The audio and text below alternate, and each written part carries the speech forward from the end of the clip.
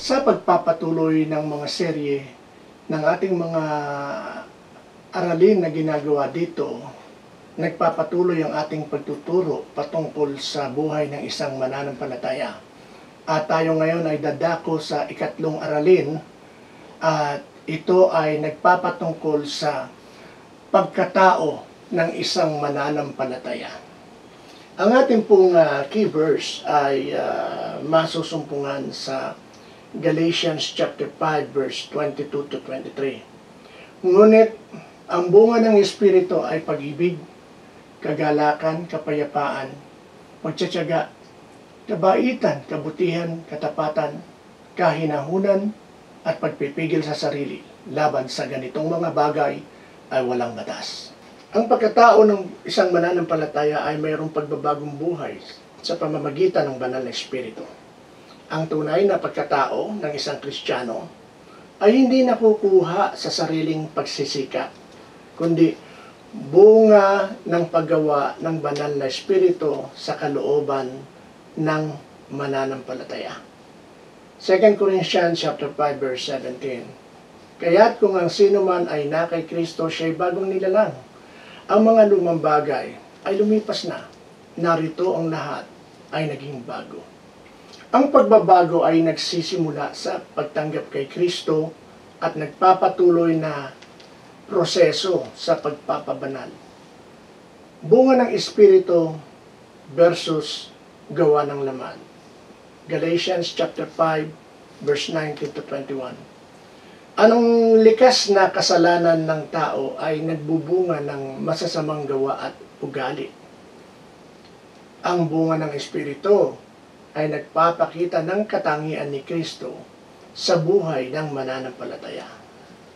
Araw-araw nating piliing lumakad sa Espiritu upang labanan ang pita ng laman.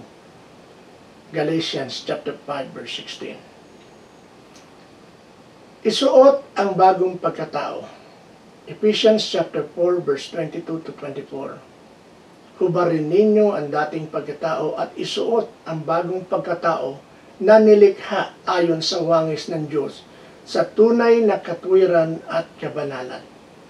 Isang panawagan sa intensyonal na pamumuhay, araw-araw na pagsuko at pagbabago ng puso at isipan. Pagiging katulad ni Kristo, sangayon sa Romans chapter 8 verse 29, upang maging katulad ng larawan ng kanyang anak. So ang pagiging kawangis ni Kristo ang layunin ng ating spiritual na paglago. Tayo'y lumalago sa pamamagitan ng salita ng Diyos, panalangin, pagsubok at pagsunod. Halimbawa sa Lumang Tipan, si Daniel chapter 1 verse 8. Ipinasyan ni Daniel sa kanyang puso na hindi niya dudungisan ang kanyang sarili. Sa Daniel chapter 6 verse 10, sabi doon, patuloy siyang nananalangin kahit sa banta ng kamatayan.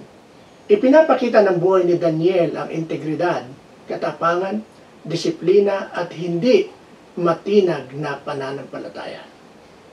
Bilang pangwakas, ang pagkatao ng isang Kristiyano ay hindi opsyonal. Ito ang patunay ng isang binagong buhay.